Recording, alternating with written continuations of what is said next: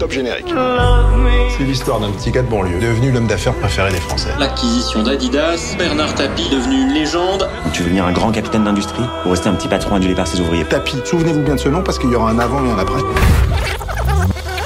Comment on fait pour reprendre une entreprise avec ça? Plus que ça. Avec ça, je peux conquérir la France. Allô, ici votre commandant de bord, Fouad Berlin, sur le podcast des investisseurs qui voient grand. Bienvenue dans ce nouveau podcast 10M pour 10 millions d'euros, capital optimal de la magnifique position du Vachier. Je suis toujours en compagnie de mon acolyte Hugo et de Madeleine de Bonjour Frankreich. Bonjour Fouad, bonjour Hugo. Bonjour Madeleine. Ravi de venir parler de Crédit Vendeur. Bonjour. Bonjour Hugo. Bonjour Fouad, bonjour Madeleine. Bonjour. Tu as oublié de nous quémander quelques likes. Mettez-moi des likes, les amis, mettez-moi des likes. Et n'oubliez pas les 5 étoiles sur Apple Podcast, cela nous aide beaucoup. Bonjour à toutes, bonjour à tous. Deuxième partie de l'épisode sur le rachat d'entreprise suite à la psychologie du cédant, dans lequel on va se concentrer sur l'obtention d'un crédit vendeur par une technique très particulière. Et on va revenir sur comment vous avez et quelle stratégie vous avez déployée pour que ça soit le cédant qui vous offre 2 millions d'euros de crédit vendeur. On a décidé de couper l'épisode précédent dans lequel on parlait de la psychologie du repreneur, qui est une partie strictement indispensable à comprendre et à maîtriser, car c'est là que le repreneur doit travailler encore plus en profil pour faire la différence face à la concurrence. Et on rappelle, Fouad, rappelle-le-nous, dans des entreprises viables et intéressantes, quel est le ratio de repreneur par vendeur? Alors, sur les entreprises intéressantes, il y a beaucoup plus de repreneurs que d'offreurs, tout simplement, que de cédants. Donc, il y a beaucoup plus de gens qui cherchent à racheter une entreprise que de personnes souhaitant vendre leur entreprise. Et c'est un déséquilibre qui est quand même assez marqué. Plus on va sur des entreprises plus grandes, en termes de taille, en termes de CA, en termes de profitabilité, plus l'écart est important. Et il me semble que ça peut aller du simple au double selon les régions. À voir plus. J'avais fait une formation avec Madeleine au mois de mars et on a eu la chance d'avoir une intervention d'un cédant, une intervention de qualité. Et la personne nous a expliqué qu'au départ, sur cette entreprise qui avait un vrai potentiel, qui était intéressante, il y avait de mémoire 28 candidats. Donc 28 candidats pour cette entreprise. Donc c'est quand même beaucoup. Et ce n'était pas 28 promeneurs. Donc il y avait 28 candidats qui avaient une intention assez ferme pour acheter l'entreprise. Donc une intensité concurrentielle très très élevée. Et évidemment, une seule entreprise. Et le cédant nous expliquait notamment sur, peut-être qu'on en parlera, sur les éléments qui ont permis de faire en sorte qu'ils remportent la mise. Donc ça veut dire quoi ? Ça veut dire que dans la thématique du crédit vendeur, non seulement on a un objectif d'être sélectionné par le cédant, parmi la concurrence, et en plus, comme si ce n'était pas suffisamment difficile, placer un crédit vendeur, et dans notre cas, un crédit vendeur de 2 millions d'euros. Dans cet épisode, nous allons parler de deux notions, et on va parler de cette stratégie qu'on peut dire qu'on a co-développé, Madeleine, Fouad et moi, pour placer du crédit vendeur qu'on a originalement appelé la méthode du cheval de Troie. Et c'est quelque chose qu'on développera dans un mastermind présentiel de plusieurs jours, car je pense qu'il nous faut à minimum une journée complète pour le détailler. Fouad et Madeleine, qu'est-ce que vous en pensez? Je pense que ce qui est important, ce sera de comprendre en fait le contexte de l'ensemble de la stratégie. C'est pas juste en fait une checklist avec 3 points où il faut cocher et puis on passe à l'étape suivante. C'est vraiment comprendre tout le processus pour qu'en fait à la fin du mastermind en fait chacun soit prêt à démarrer et être en position optimale pour appliquer cette stratégie et reprendre une entreprise. Et en position de force, y compris s'il y a 28 personnes. Tout à fait. Tout à fait, et surtout, ce qu'il faut comprendre, c'est le caractère de la méthode. Une méthode, en fait, qui est fondée sur la stratégie et qui va éviter l'improvisation. Quand on improvise, on est dans l'amateurisme. Et plus on veut faire passer un gros crédit vendeur, plus la méthode doit être robuste et infaillible. Et on a travaillé du coup sur la formalisation et la conceptualisation également, mais la formalisation de la méthode qu'il est possible d'appliquer dans d'autres acquisitions. Pour ceux qui veulent candidater, il suffira de suivre le lien qui se trouve dans la description du podcast, et également pour ceux qui le suivent sur YouTube, vous aurez le lien dans le commentaire mis en avant sous la vidéo. On va diviser cette partie et ce podcast en 2 parties distinctes. La première partie va rebondir sur ce que tu viens de dire, Fouad, c'est que pour s'enrichir, il faut passer par la capacité à dupliquer une opération, à dupliquer une stratégie et pas juste à se reposer sur l'espoir que cela passe. C'est un peu comme en immobilier. L'important est de reproduire l'opération. Qu'est-ce que tu en penses ? Je trouve que le parallèle est très très pertinent parce qu'en fait en immobilier, on sait que l'investisseur aguerri sait que la holding est indispensable et le signe noir du prêt immobilier, le signe noir de l'investissement immobilier, c'est que la holding est dans ce que j'ai conceptualisé comme étant la pyramide de la difficulté d'obtention de bancaire en fonction de la forme juridique ou du statut juridique d'acquisition. On sait que en haut de la pyramide, en termes de difficulté, en rouge écarlate, si on reprend le code couleur du plan Vigipirate, on sait que la holding est particulièrement indésirable au niveau du cartel bancaire. Et donc, l'idée, le paradoxe, voire la contradiction, utiliser un outil dont on a besoin, mais qui est rejeté par le système. Donc le parallèle est très intéressant, c'est-à-dire que le crédit vendeur est un outil extrêmement puissant qui a plusieurs fonctions, qui va jouer plusieurs rôles. La problématique principale, c'est que sa puissance est neutralisée par le fait de mal utiliser cet outil et finalement de ne pas avoir de résultat. Alors ce n'est pas un problème d'outil, c'est un problème d'utilisateur. Madeleine, qu'est-ce que tu en penses ? Je pense que je vais essayer d'être... Je suis pas toujours en fait cette approche conceptuelle, même si je la comprends très bien.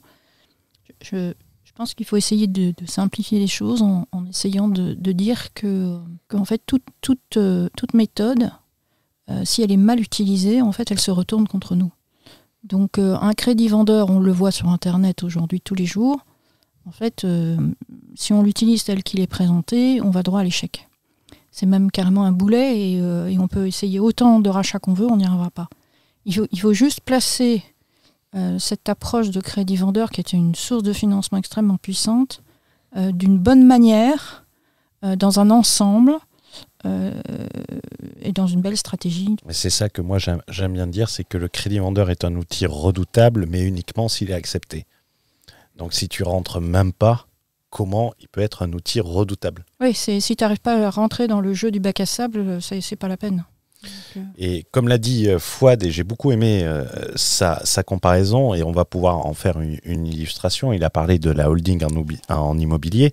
C'est un outil excessivement puissant, mais si tu l'utilises à sec, pour reprendre le langage de Fouad dans le podcast de hier, cela va se traduire par un refus bancaire. Comme le crédit vendeur, si tu l'utilises à sec comme ça va se traduire par un refus bancaire.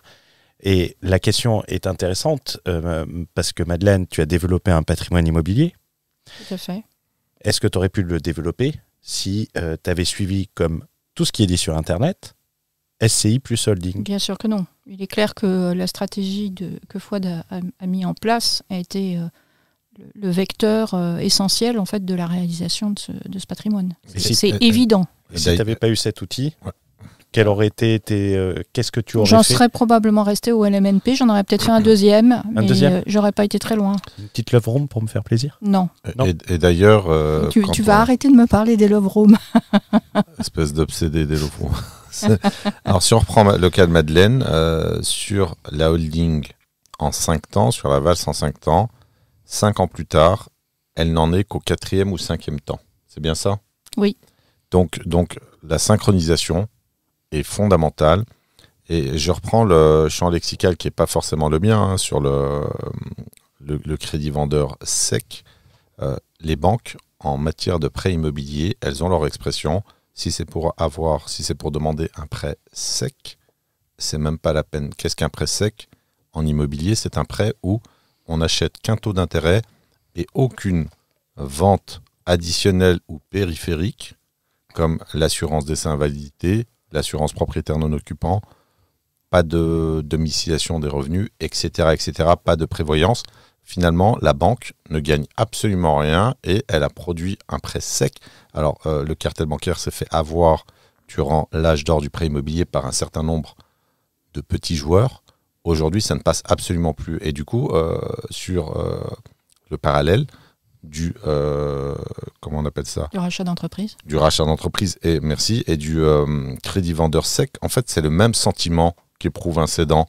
Grosso modo, tu arrives, tu me demandes de te produire quelque chose de manière extrêmement brutale, donc un prêt sec, sans rien en contrepartie, et ça ne fonctionne pas, d'où l'importance de mettre en place une méthode qui fonctionne. Dans le cas du crédit vendeur, on l'a précisé, c'est un outil puissant, mais qui peut se retourner contre toi, et c'est important de le préciser parce que peu importe ton ambition, si tu l'utilises comme ce que tu entends sur Internet, déjà, s'il passe, tu ne vas pas forcément reprendre la boîte de tes rêves, tu ne vas pas reprendre une vraie entreprise, tu vas plus reprendre une société qui a accepté cette méthode. Alors moi, j'aimerais transmettre un retour d'expérience sur la probabilité de faire passer un crédit vendeur enseigné par la méthode 2.0. Alors là, on parle de l'importateur de la méthode en France. J'ai un de mes clients en mentorat, je crois que c'était en 2020 ou 2021, je ne sais plus, mais je crois que c'était 2020. Il me dit qu'il a intégré le mastermind de la personne qui a importé la méthode sans apport, sans compétences, sans tout, et donc le crédit vendeur. Et là, je lui ai dit, vous étiez combien en mastermind? Il devait être une vingtaine. Et un an plus tard, je lui ai dit combien de personnes ont repris une entreprise en crédit vendeur. Il m'a répondu aucune personne. Donc là, on a quand même un échantillon sur un mastermind, sur l'importateur de la méthode, qu'on ne va pas citer évidemment. Et donc, les résultats sont plus que médiocres, ils sont nuls. Donc on a une absence de résultats. Pourquoi tu m'as pris un Coca-Cola cerise? Je pensais que ça faisait partie de tes préférences. Mais voilà, l'idée c'est que la méthode n'est pas bonne, mais c'est pas l'outil qu'il faut jeter à la poubelle, tout simplement. La méthode est bonne, c'est la façon de l'utiliser peut-être. Alors la méthode n'est pas bonne en fait. Il n'y a pas de méthode. Non, il n'y a pas de méthode, c'est juste un outil qui a été utilisé comme ça. Qui est séduisant, qui est très séduisant. Je vais peut-être préciser ma pensée. En fait, l'outil, c'est le crédit vendeur. La méthode, je parle de méthode de déploiement de l'outil. D'accord, il y a une méthode. Il y a une méthode de déploiement de l'outil. L'outil est bon, il est efficace, mais si la méthode est mauvaise, l'outil n'est pas pour autant à jeter à la poubelle, tout simplement. Mais donc une absence de résultat. Et ça, vraiment, c'est un retour d'un de mes clients que j'ai accompagné en mentorat, qui était entrepreneur, qui avait déjà une boîte avec une vingtaine de salariés. Donc on ne parle pas d'un rêveur. On parle aussi de quelqu'un qui a investi massivement dans l'immobilier, qui a eu des résultats. Et là, sur cette partie, j'ai été très étonné d'entendre qu'il y avait une absence totale de résultats sur un échantillon de 20 personnes. Et ce n'est pas le genre de personnes, et ça c'est très important, parce que tu peux avoir des personnes qui viennent et qui ne passent pas à l'action. Est-ce que c'était le genre de personne? Non, c'est la personne... alors déjà, c'est un retour d'expérience sur la totalité des membres d'un mastermind, 20 personnes, ça c'est un premier point. Ensuite, lui-même n'a pas obtenu de résultat. Et on parle d'un chef d'entreprise avec 20 salariés qui venait d'investir massivement sur l'immobilier. Donc, ce n'est pas un problème de personne, ce n'est pas un problème d'outils, c'est un problème de méthode, de déploiement de la méthode. Mais on en avait parlé au tout départ du podcast, si tu te souviens bien, Fouad.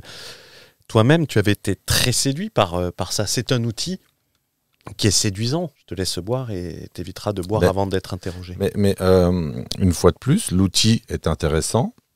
La méthode, comme elle est présentée, est hyper intéressante. Elle est alléchante. Les résultats ne sont pas là parce que cette méthode, comme elle est proposée, elle ne fonctionne pas. C'est là où je voulais faire une parenthèse. C'est il y a une notion de créativité. Il a fallu faire preuve, dans notre cas, sur la méthode du cheval de Troie, de créativité pour faire en sorte que l'outil soit performant. Alors, je tiens à préciser aux auditeurs que l'idée n'est pas d'aller acheter un cheval à Troie et d'aller au rendez-vous avec le cédant à cheval. Tu veux nous expliquer peut-être un petit peu l'histoire de la méthode du cheval de Troie alors?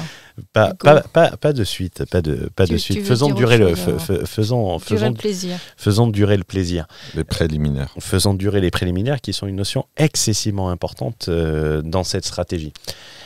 Ce qui est important de comprendre, c'est, et il faut insister dessus, et on l'avait rappelé, et j'avais dit pourquoi j'étais contre cette méthode précédemment qui reposait uniquement sur l'espoir d'acceptation. Et que, en fait, tu jettes plein d'hameçons et t'espères que ça morde un, mais tu sais pas ce que tu vas ramener. Et je pense que ce que veulent les gens, et c'est une pensée, vous me reprenez si vous pensez que j'ai tort, c'est que ce mode de financement doit te permettre de reprendre réellement, et le terme réellement est très important, une société qui fonctionne et que tu peux développer. Et une vraie entreprise. Une vraie entreprise, peu importe ton ambition, que ça se limite à une société ou que ça soit sur de la croissance externe lorsque tu es entrepreneur. Qu'est-ce que tu en penses de ça, Fouad, qu'est-ce que vous en pensez, Fouad et Madeleine? Je suis tout à fait en phase avec ça. Je crois que il y a deux mots que je retiens et qui sont fondamentaux, c'est une vraie entreprise et reprendre réellement. Donc c'est une construction qui se fait à plusieurs temps et chaque temps est important. Le temps où on a parlé de la psychologie du repreneur et du cédant dans le précédent podcast, et le temps d'aujourd'hui où le crédit vendeur est une arme puissante qu'il faut remettre en perspective dans un contexte et avec un objectif précis qui est de se faire financer. Fouad, une précision ? Pour compléter, en fait, je pense que l'effectivité de la reprise dépend de l'efficacité de la méthode et de la capacité de l'individu, de l'entrepreneur, à faire fonctionner l'outil comme il le faut, tout simplement. C'est-à-dire qu'on revient toujours à des questions de méthode, de capacité, de stratégie, de capacité à utiliser un outil puissant, mais qui nécessite une certaine dextérité. Et donc, je pense que initialement, il y a eu un amalgame entre ça ne marche pas, l'outil est pas bon, et alors on avait observé des dérives, c'est-à-dire que des gens achetaient la faisabilité, c'est-à-dire acheter des entreprises parce que le cédant acceptait un crédit vendeur. Donc ils achetaient tout et n'importe quoi parce que, alors tu vois, ça c'est le piège de la substitution, de la surrogation dont je parle souvent, c'est-à-dire que l'objectif finalement a été permuté avec un paramètre sous-jacent, c'est-à-dire qu'on permute, on va mettre au-dessus le crédit vendeur et en dessous on va mettre l'entreprise. Non, il faut acheter une entreprise de qualité qui correspond à des critères qui ont été définis en amont. Et il ne faut pas chercher à acheter un outil, un crédit vendeur. L'outil n'est qu'un paramètre sous-jacent du grand objectif. Ça, c'est vraiment fondamental de comprendre cette distinction. Et c'est intéressant parce que je pense qu'il y a des personnes qui nous écoutent, qui ont tenté, et n'hésitez pas à nous dire dans les commentaires. Alors, il faut savoir que le podcast est à la fois publié sur toutes les plateformes, que ce soit Apple Podcast, que ce soit Spotify, SoundCloud et tout. Et c'est également publié en parallèle sur une chaîne YouTube, sur ma chaîne YouTube AH Stratégie. Vous prenez le titre du podcast, vous le mettez sur YouTube et ça permet de commenter. Et beaucoup de gens l'écoutent sur YouTube pour avoir accès à l'espace commentaire. Moi, ce que je veux dire, et on en revient avant de passer à cette méthode, on est sur un podcast de création de capital, où nous parlons de création de capital. Ce qui indique et implique que nous devons établir des stratégies et éviter ce que moi j'appelle la stratégie au doigt mouillé. Ce que toi, Fouad, tu dis, l'espoir n'est pas une tactique d'investissement. Oui, et le doigt mouillé, c'est aussi de l'improvisation, c'est de l'amateurisme. Et là, quand on reprend une entreprise, le degré de professionnalisme est encore plus important que dans l'immobilier entrepreneurial, qui est quand même assez exigeant. Mais là, on est dans autre chose de beaucoup plus exigeant parce qu'il y a une notion aussi de ressources humaines, il y a une notion de complexité et la stratégie du doigt mouillé, c'est quelque chose d'extrêmement dangereux dans le cadre du rachat d'entreprise ou de la reprise d'entreprise. Tout simplement. En matière immobilière, est-ce que lorsque tu vas à une banque, est-ce que tu vas avec l'espoir de tomber sur un banquier bien câblé ou est-ce que tu pars du principe que tu construis une stratégie, que tu construis un profil qui va faire en sorte de passer avec n'importe quel banquier, qui soit bien câblé ou non, qui te connaisse ou non? Alors, en immobilier, évidemment, il y a la notion de proactivité, c'est-à-dire qu'on va bâtir un profil d'emprunteur sur mesure en amont. Il y a également un deuxième élément de la stratégie qui consiste à recruter ces banquiers. Des exemples, recruter des directeurs de banque, recruter des signes noirs du financement bancaire, etc.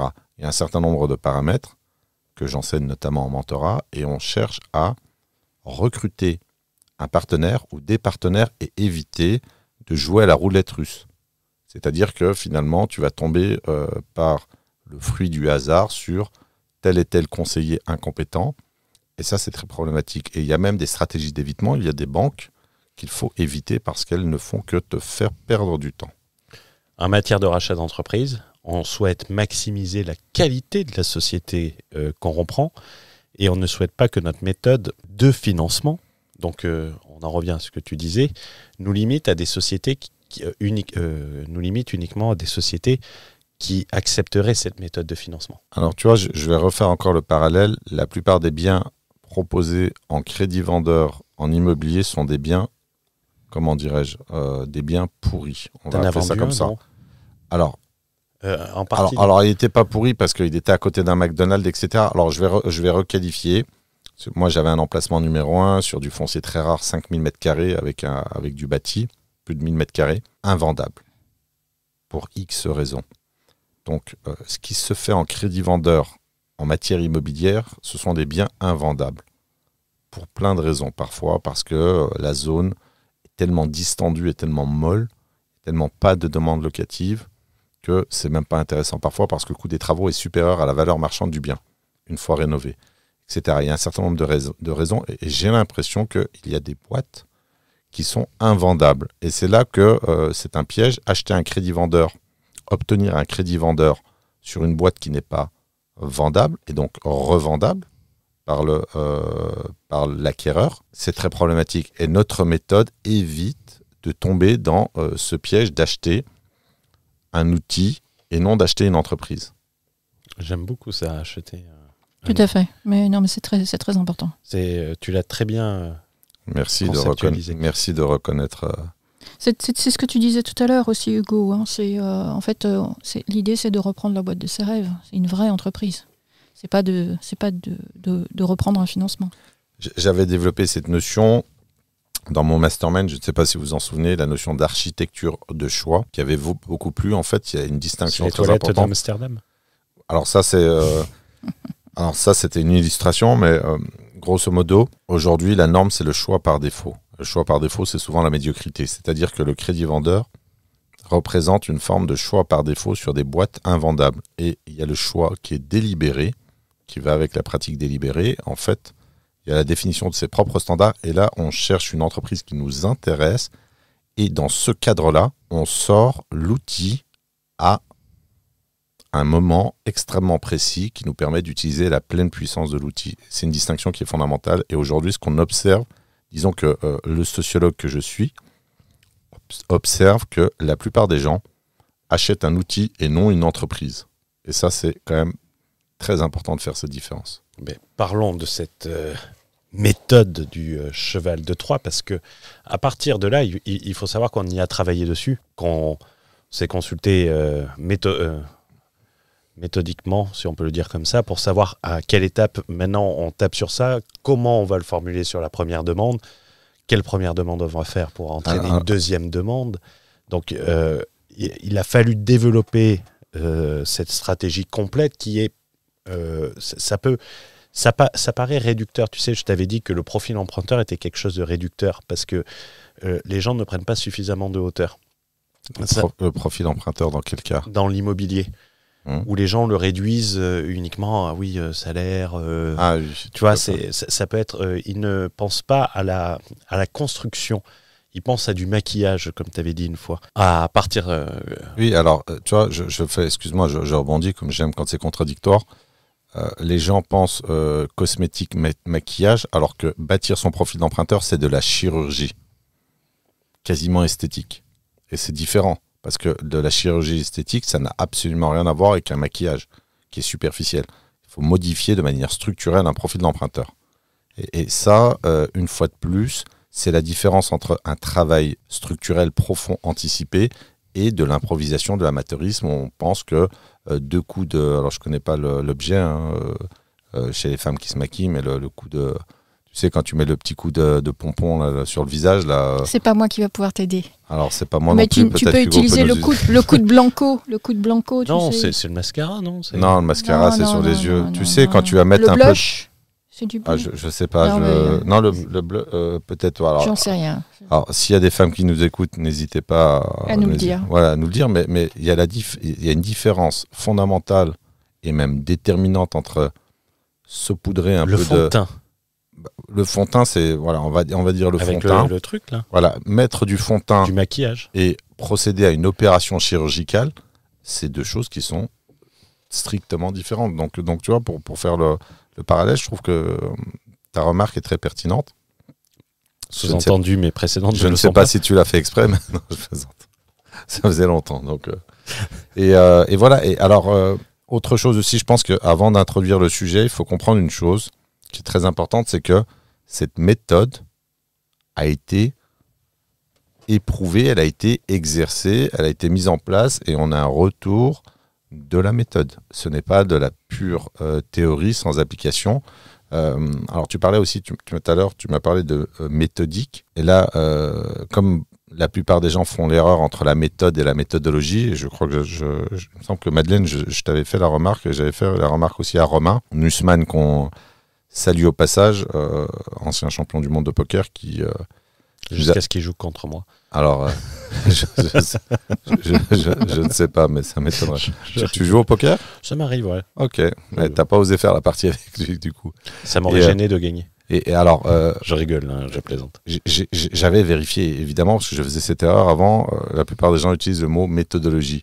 La méthodologie est la science de comparaison des différentes méthodes. Et justement, la méthodologie, dans ce cas, consiste à comparer la méthode classique du crédit vendeur 2.0 et notre méthode. Et donc, notre méthode fonctionne très bien quand on la compare à la méthode des amateurs, la méthode de l'improvisation, etc. Et ça, c'est important également de faire ces distinctions. Après, il faut préciser quelque chose, c'est que moi, j'ai une expérience passée avant d'être intermittent du spectacle sur YouTube. Et que même si c'était pas la même chose, c'est Tougan qui disait ça. C'était Tougan qui disait ça, et que on utilisait d'autres techniques pour obtenir d'autres choses, mais exactement avec la même finalité, avec le même, comment on pourrait dire, rapport psychologique, cette guerre psychologique un peu, si on peut le mettre comme ça, mais j'aime pas le terme de guerre parce que c'est du partenariat, c'est pas de l'opposition qu'on souhaite. En matière de concurrence, moi je pense que le mot guerre économique est très pertinent. Oui, mais quand tu es avec un cédant, tu veux être dans... Non, je ne parle pas de ça, je parle en termes de concurrence. Quand tu as une très belle affaire et qu'il y a 28 candidats, je suis navré de le dire, c'est la guerre. C'est la guerre, oui. Les gens ne sont pas là pour te faire des cadeaux. Donc, avec le cédant, c'est autre chose. Mais vis-à-vis de la concurrence et sur les boîtes intéressantes, il y a énormément de concurrence. On rappelle une petite anecdote qui a déclenché le deuxième plus gros contrôle fiscal à l'époque personnel. Et là, je parle d'un contrôle fiscal personnel de plusieurs centaines de millions d'euros pour illustrer cet esprit de guerre, où on avait deux grands capitaines d'industrie français sur la même société qui s'appelait Gucci. D'un côté, on avait Pinault et de l'autre côté, on avait Arnault. Et ce qui s'est passé, c'est que, on va vraiment le simplifier, Bernard Arnault avait été bloqué pour racheter plus de parts de Gucci.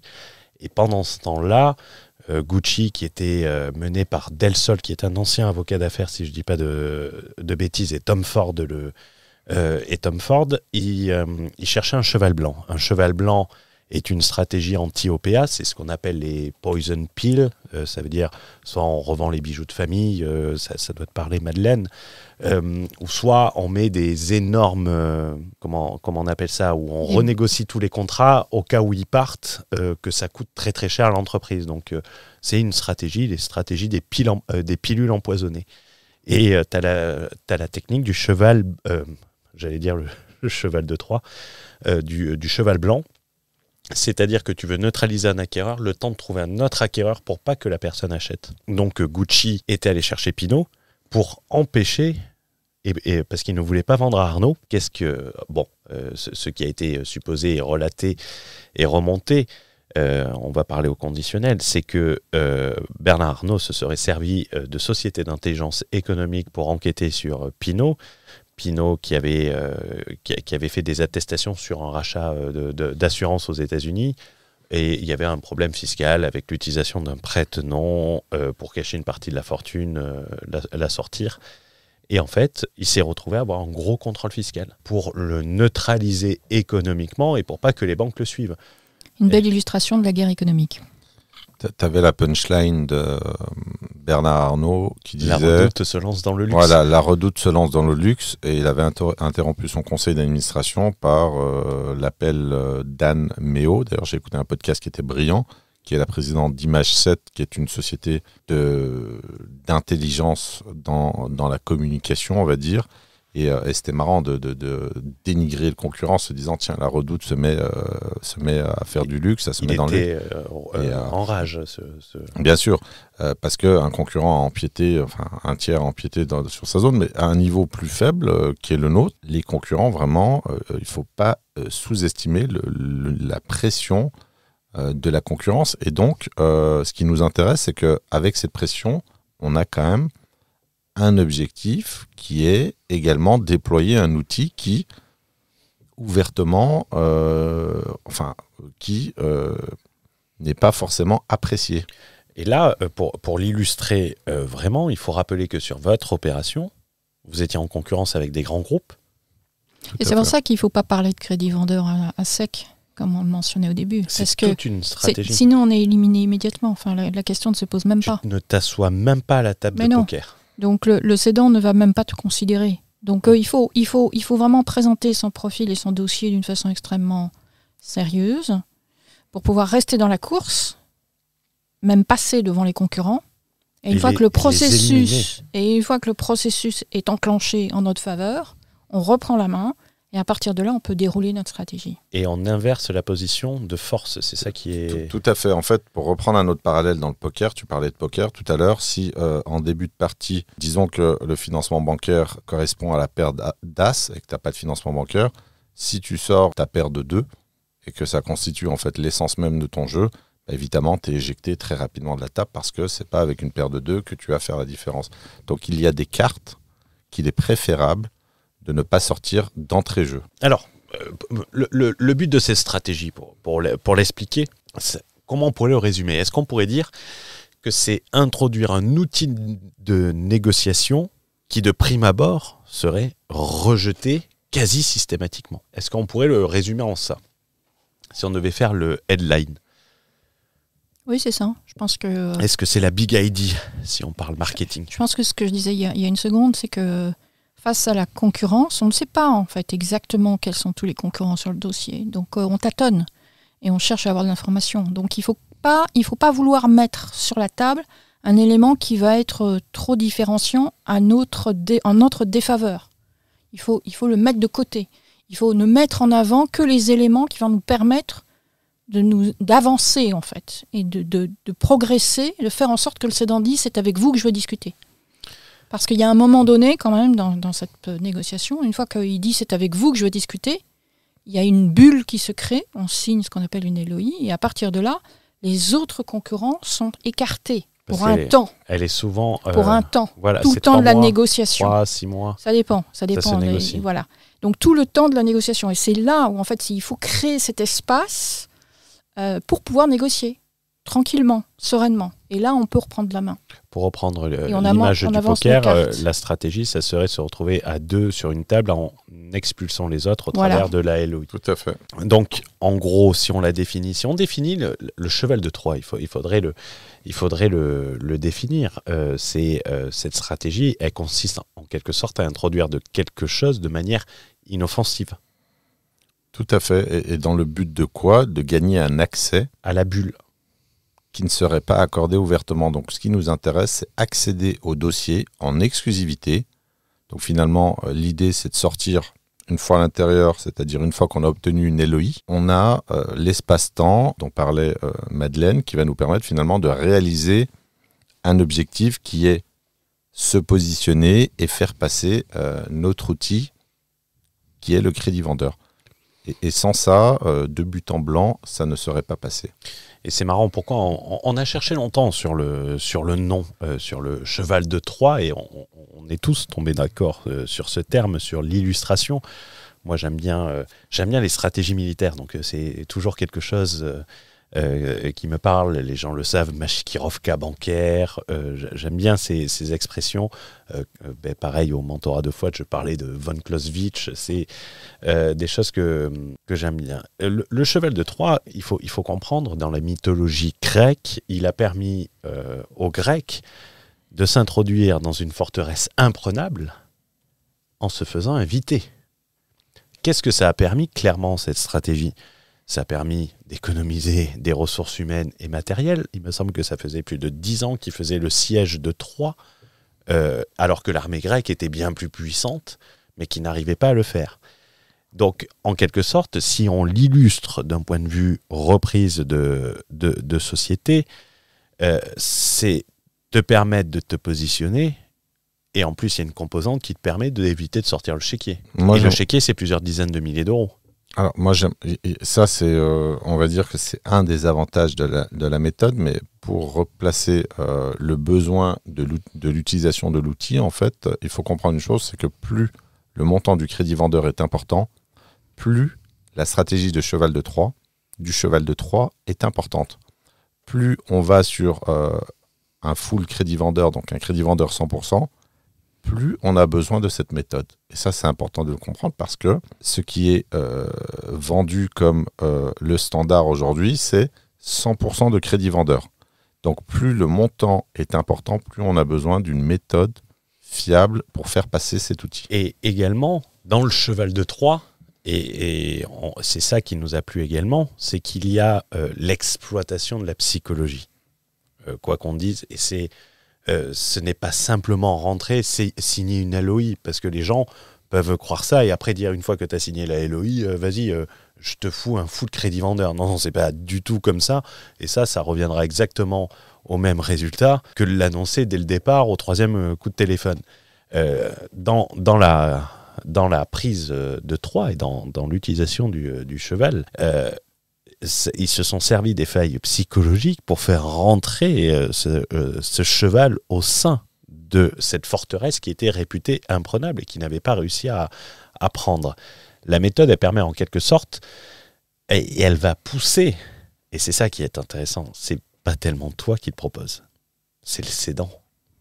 Oui, il faut amener en fait la négociation. C'est pas vous qui l'avez évoqué, c'est le cédant qui est arrivé et qui vous l'a proposé sous la forme d'une contre-proposition. Un film, pour moi, je m'inspire beaucoup du cinéma, et un film qui est un petit chef-d'œuvre du cinéma américain qui s'appelle L'Impasse, avec Al Pacino, et j'ai oublié, il y a un autre acteur aussi, un grand acteur. Donc L'Impasse, finalement, la stratégie consiste à créer une impasse, et la solution à cette impasse est le crédit vendeur.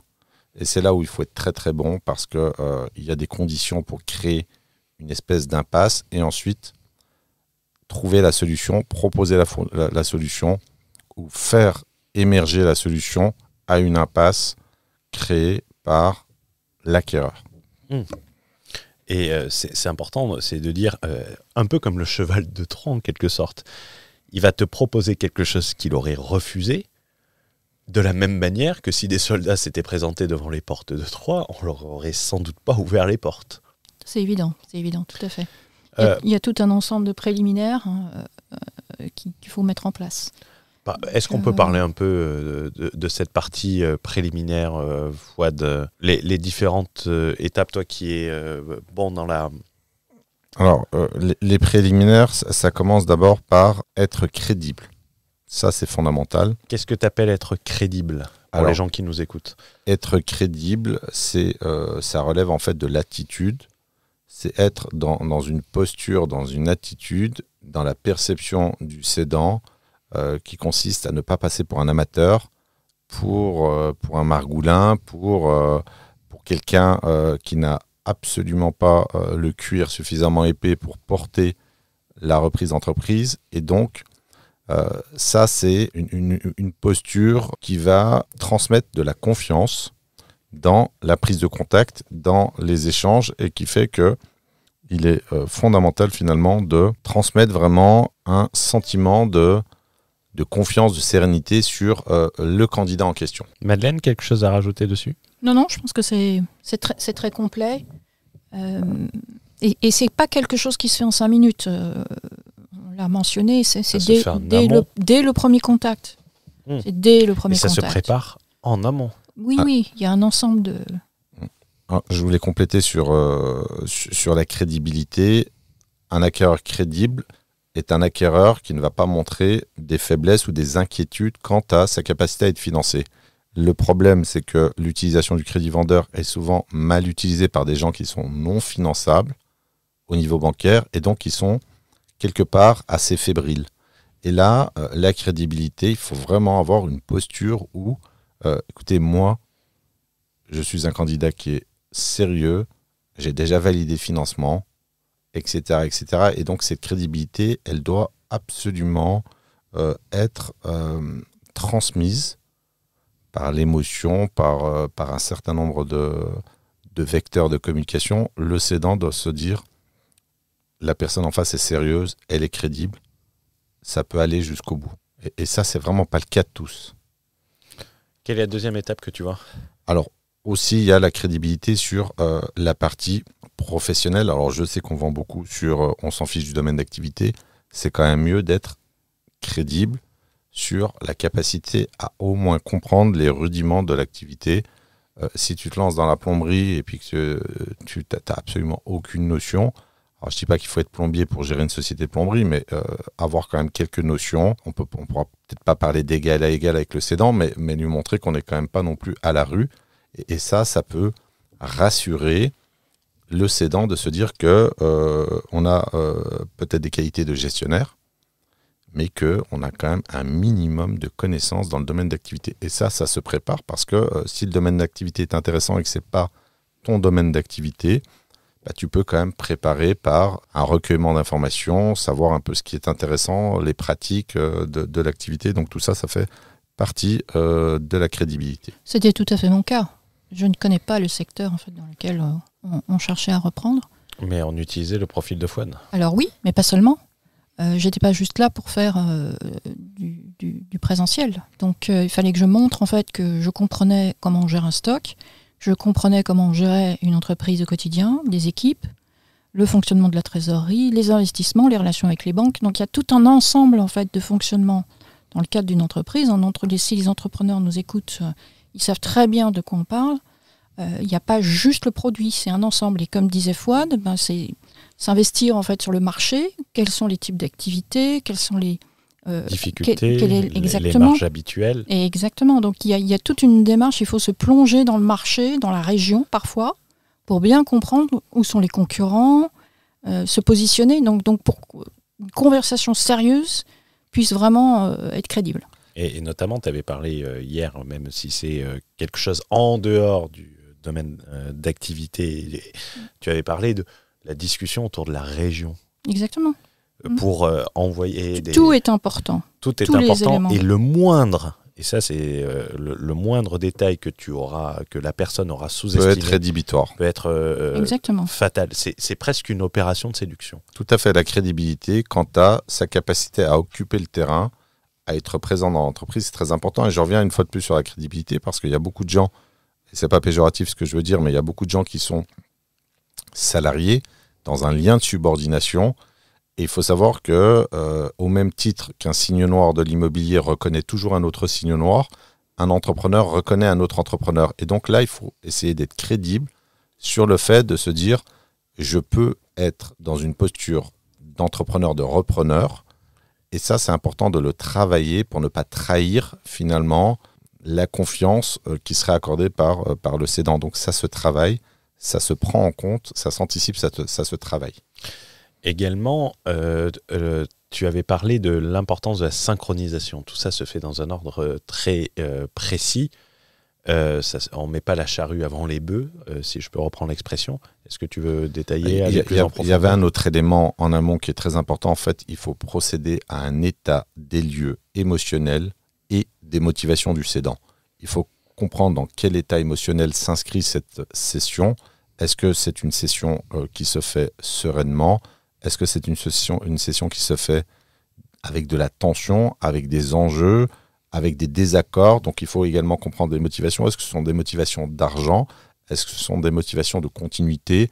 Est-ce que ce sont des motivations de préservation de l'emploi? Donc l'état des lieux émotionnels, donc ça sous-entend qu'il faut de l'intelligence émotionnelle.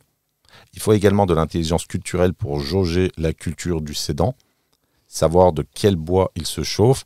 Donc procéder de manière subtile et de façon... alors, on n'arrive pas, c'est pas un questionnaire, hein, c'est vraiment jauger un pédigré, un individu, et ça doit se faire plus ou moins naturellement. Et il faut en tout cas avoir à l'esprit la nécessité d'essayer de comprendre l'état d'esprit et dans quel état émotionnel se situe le cédant. C'est fondamental. Et ça se prépare, la première conversation, le premier rendez-vous, c'est quelque chose qui se prépare, c'est pas de l'improvisation. Non, il est critique, ce premier rendez-vous. Vous l'avez préparé pendant combien de temps ? On a fait plusieurs entretiens et on était raccord et finalement on a simplement anticipé les questions qui sont naturellement tombées et il y a eu une réponse conforme à ce qu'attendait le cédant, tout simplement. Et puis on définit nous-mêmes aussi les questions auxquelles on a besoin d'avoir des réponses, parce que ça marche dans les deux sens. Parce qu'il va falloir anticiper. Il ne faut pas qu'on ait des surprises, hein. Il faut qu'on essaye d'anticiper il va falloir anticiper s'il y a des choses cachées. Et la réaction également. Tout à fait. Et s'il y a des choses cachées. Donc c'est une découverte en fait qui fonctionne dans les deux sens. C'est marrant sur la découverte, parce que moi j'en avais parlé avec Fouad, il faut avoir un socle de compétences, de réflexes. Les réflexes, et surtout tu dois vite agir, parce que quelquefois c'est sur une simple discussion, c'est-à-dire être capable de rattraper la balle au volet et de la renvoyer, de la transformer et savoir où la mettre. Est-ce que tu te souviens, Fouad, quand tu m'avais envoyé les documents à la société, qu'est-ce que je t'avais dit ? C'est du chinois pour moi, je ne sais pas lire les bilans. Je vais pas être insulté. Tu m'as dit, est-ce que tu peux me renvoyer la version école primaire, s'il te plaît? Je t'ai dit, je n'ai pas ça, malheureusement. Qu'est-ce que je t'ai dit sur la première page de... Ah oui, que c'était un couple, c'est ça? Monsieur, madame? Non, mais merci. Et que Bobonne n'était pas à sa place, c'est ça? Je crois que tu m'avais dit. Qu'elle ferait mieux de retourner au fourneau pour pas faire capoter la vente. Non, je me rappelle plus, parce qu'on a dit tellement de choses que... Sur la forme de la société, les difficultés qui auraient, à partir de là, plein d'éléments à identifier, à ressortir, en sachant que psychologiquement, ça allait créer l'interrogation chez les deux associés, qui étaient le mari et la femme, notamment sur certaines erreurs stratégiques. Oui, c'était un élément, en fait, on se doutait qu'effectivement, en semant certaines graines, certains doutes, ça pouvait occasionner des tensions entre eux. Donc, nous aider à avancer dans la bonne direction. Moi, j'ai le souvenir à nous de dire balance la bombe, tu vas voir, ils vont s'engueuler ce soir en disant putain, mais je t'avais dit, il aurait fallu faire ça, mais non, mais tu voulais pas à l'époque. Et après, ça fragilise, mais il y a rien de méchant, c'est s'appuyer sur des erreurs et ça peut s'appuyer sur la psychologie ensuite. D'autres choses à parler, j'aimerais bien qu'on évoque, parce que les gens sont obsédés du off-market. Ils pensent que les bonnes offres se trouvent en off-market. C'est un fantasme en fait qu'il aurait vendu pour acheter de l'exclusivité, mais le off-market, ça ne représente pas grand-chose dans les statistiques de transactions. Non, mais ça représente quels que soient les domaines d'activité organisés. ça ne représente pas grand-chose. Et surtout, tu vas pas commencer par du off-market non plus. Tu n'as pas le réseau pour faire du off-market. Et il vaut mieux une technique qui marche même en on-market, si on peut le dire. Tu peux la dupliquer au off-market. Mais là où c'est très important, c'est qu'il faut tenir compte de l'intermédiaire. Il y aura souvent un intermédiaire, mais il faut tenir compte de l'intermédiaire. C'est même souhaitable, à mon avis. Parce que avoir affaire directement au cédant, c'est pas très commode. Le cédant, il est dans son business au quotidien, il n'a pas le temps. Donc il va traiter la cession de son entreprise comme un sujet à part. Donc on n'a pas toujours, la disponibilité, et puis il n'a pas toujours non plus la tranquillité d'esprit. Parce qu'il y a des périodes où en fait les allers-retours sont très fréquents. Dans la journée, tu peux en avoir plusieurs. Alors que si tu passes par un intermédiaire, c'est son job. Donc il est censé être préparé. Donc quand il y a des échanges et qu'il y a des discussions, il a l'habitude, il a l'expérience. Donc il y a, je pense en fait, il est plus raisonnable de passer par un intermédiaire, de rester sur l'intermédiaire. Mais tout on le mentionnera sans doute plus tard, c'est qu'il est important aussi de garder le contrôle sur l'intermédiaire et que ça va être un module complet. Ils viennent pas nous court-circuiter en fait la négociation avec le cédant. Parce que on y réfléchissait pas plus tard qu'à midi. Il y aura un module entier sur la nuisance de l'intermédiaire. On l'a intitulé comme ça dans la pensée, parce que tu as besoin de lui, mais il y a un moment, il faut le remettre à sa place. Et ça, c'est le timing. C'est-à-dire qu'il faut le remettre à sa place s'il ne va pas dans la direction où on veut aller. Mais ils ne vont souvent pas dans la direction où tu veux aller. Voilà, donc il faut savoir le contrôler, en fait, effectivement. Quand Fouad m'avait dit, maintenant on va faire... Moi, je lui avais dit, mais tu l'envoies et tu ne notifies l'autre. L'intermédiaire, tu ne fais que... Non, tu ne fais... Soit si tu as passé la chose à l'intermédiaire, tu notifies le cédant. Moi, je suis plus pour envoyer au cédant et notifier l'intermédiaire. Juste que je vais passer ça. Voici une copie. Simple rôle de notification pour pas qu'il y ait une impression de court-circuitage. Qu'est-ce que tu en penses, Fouad ? En fait, j'en pense que d'abord, pour les gens qui fantasment sur de la transaction en direct avec le cédant, c'est très rare. Imaginez 2 secondes un cédant mettre une annonce sur le Bon Coin, vend entreprise de 10 salariés, etc. Ça n'existe pas. C'est un marché de professionnels. On n'est pas dans de la transaction de voitures. Et encore que sur la transaction de voitures, il y a quand même 35 à 40% du marché qui est dominé par les professionnels. Sur l'immobilier, on doit être peut-être à 70% des transactions organisées par les professionnels. Sur la partie, je n'ai pas la stat, mais sur la partie rachat d'entreprise, reprise d'entreprise, on est à un pourcentage extrêmement élevé. Donc l'intermédiaire est présent, c'est une relation tripartite, c'est de la théorie des jeux. Le résultat dépend de vos actions et des actions des autres. Et donc là, il faut faire avec, il faut l'aiguiller, le neutraliser en respectant une synchronisation extrêmement précise et à défaut d'en faire un allié, parce qu'il a été mandaté par le mandant, par le cédant. Je dire mendier. Non, il a été mandaté par le mandant, par le cédant. C'est un mandataire. Et donc, techniquement, il travaille pour le cédant. Il ne travaille pas pour l'acquéreur. Donc, il faut composer avec cette situation. Et à un certain moment, il est important de reprendre le lead sur cet individu qui est, quoi qu'on en pense, extrêmement limité en termes de stratégie. Donc, c'est un peu comme un ouvreur de porte en immobilier.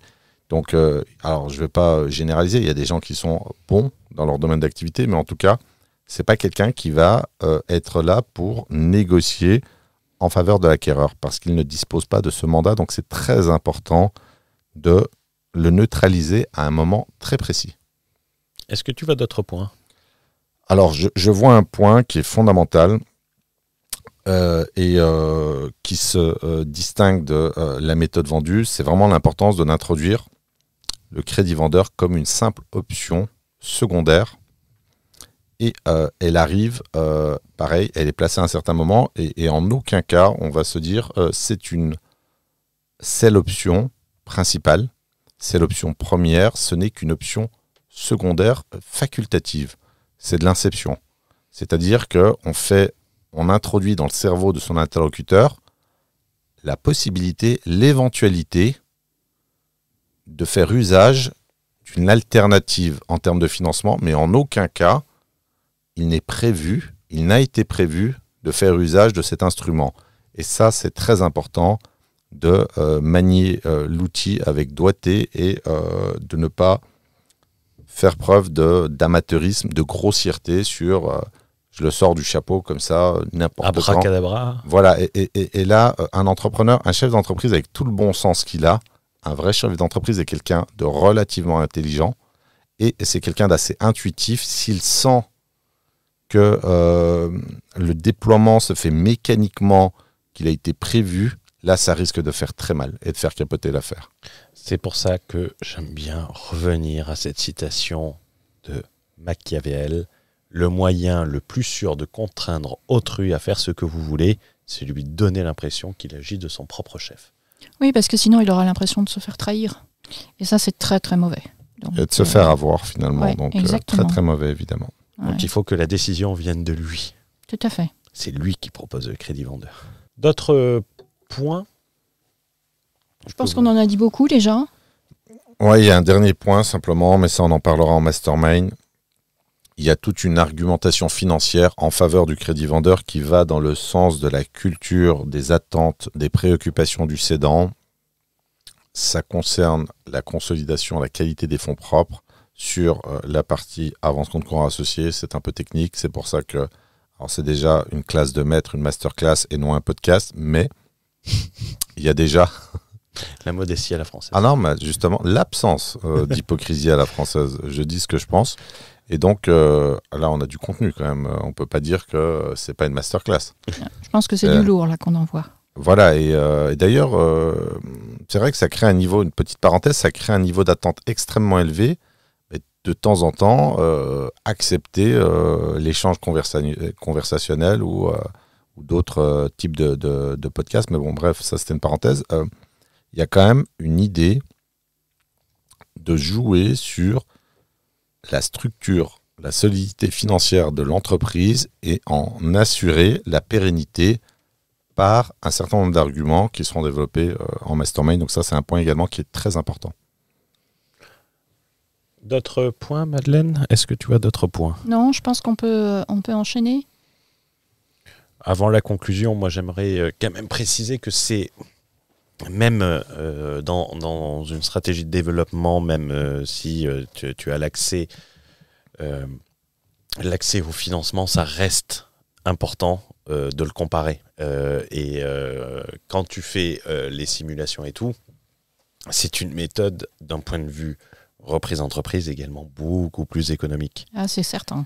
Les intérêts du... Vous étiez à quoi sur les... On avait calculé qu'on faisait une économie d'à peu près 800 000 euros. Il y avait avec déjà 2 une millions annuité. de crédits vendeurs. Tout à fait. En fait, les intérêts représentaient une annuité de crédit. Ensuite, il y avait un certain nombre de frais, de garanties. Les frais de dossier. Il y avait la renégociation du prix.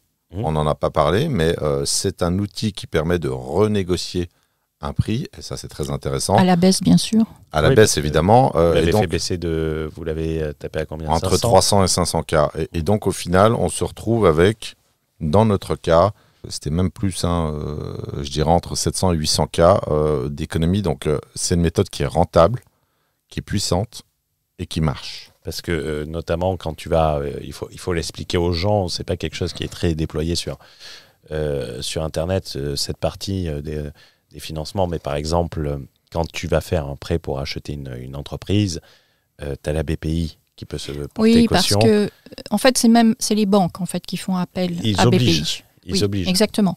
En fait, ça, pour les banques, ça réduit leur risque. Et oui, parce que BPI se porte caution pour pour une 70%. Oui, exactement. Comme une société de cautionnement en immobilier. C'est une caution. Exactement. Et donc BPI, en fait, se porte caution pour les banques. C'est relativement automatique. Sauf que ce qu'on oublie de dire, en fait, on voit le côté très sex-appeal de la question. En fait, on s'est rendu compte que ça coûte extrêmement cher, beaucoup plus cher qu'un crédit simple bancaire. Et qu'en plus, c'est un montant qu'il faut payer one shot au moment où on signe le rachat d'entreprise. Et vous étiez entre quoi? C'était 60-70 000 euros? Oui, c'est ça. Donc, il fallait le sortir. Donc, c'était encore une somme supplémentaire.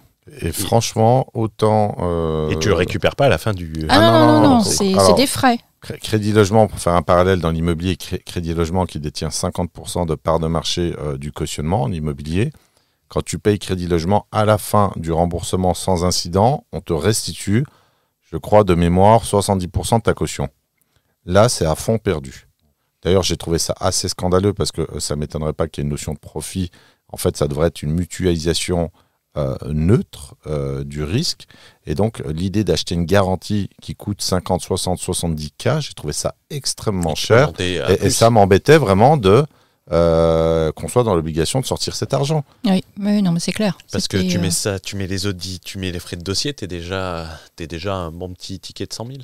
T'es au minimum à 100K dans notre cas, au strict minimum à 100K, plus il y avait une affaire de courtage. On était à 130-140K minimum. Ouais. Et en dernier lieu, quand on fait un crédit bancaire classique, on n'est pas maître de la durée. Elle est très stricte, elle est en général de 7 ans. On peut pas la moduler, on peut pas l'étendre, on peut pas aller au-delà. Il y a quelques techniques, mais oui, qui vont être... C'est plus compliqué. Ça, je l'évoquerai moi sur cette partie qui est nécessaire de maîtriser pour neutraliser le pouvoir des banques et neutraliser également les cautions. Un sujet supplémentaire pour le mastermind, qui sera très riche, mais qui sera prévu, nécessaire. Mais il y a une phase psychologique également. On n'est pas aux États-Unis, on est en France.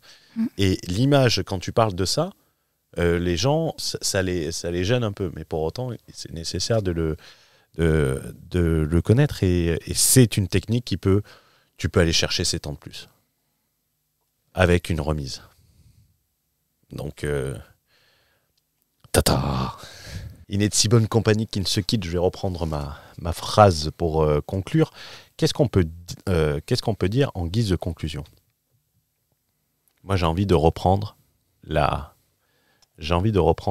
publicité de Pirelli de 1998 avec Ronaldo, où il était au-dessus de Rio et son pied était un pneumatique.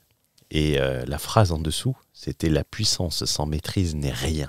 Et je trouve cette publicité magnifique. Et on pourrait presque dire que sans stratégie, le crédit vendeur n'est rien. Tout à fait. Et j'avoue que pour moi, en conclusion, c'était une expérience extrêmement enrichissante et concluante, en fait, ce dossier. Et en fait, j'aimerais vraiment en fait, qu'on puisse en fait, le partager avec un maximum de personnes qui souhaiteraient reprendre des entreprises pour qu'eux aussi puissent en fait, bénéficier de cette méthode et de cette stratégie du cheval de Troie. Moi, j'aimerais dire en conclusion, formez-vous à l'utilisation des méthodes, des outils, des méthodes qui fonctionnent et c'est la garantie, au moins la probabilité, disons, d'avoir des résultats sur un changement de vie, sur un projet de vie qui est hyper intéressant, à savoir la reprise d'entreprise. Pour s'enrichir. Tout à fait, pour s'enrichir. Ce ne sont pas des associations à but non lucratif. Merci. Et je vous remercie tous. Je vous rappelle que tous les liens se trouvent dans la description pour cette première édition où les gens qui y participeront auront un certain avantage. Vous le découvrirez si vous inscrivez. Et on se dit à très vite dans un prochain podcast. Et n'hésitez pas, et ça c'est très important, d'aller sur YouTube et de retrouver cet épisode du podcast sur YouTube. Si vous avez fait l'expérience, si vous avez de l'expérience à nous partager. Et n'hésitez pas à utiliser les commentaires. Moi et Fouad y répondons systématiquement. Alors c'est Fouad et moi en bon français. C'était Fouad Berlin pour vous inspirer à voir grand. C'était Hugo pour ne pas te reprendre et s'occuper de la technique et du reste. Et c'était Madeleine pour vous retrouver sur une prochaine invitation. Merci. Merci à tous. Ciao, ciao.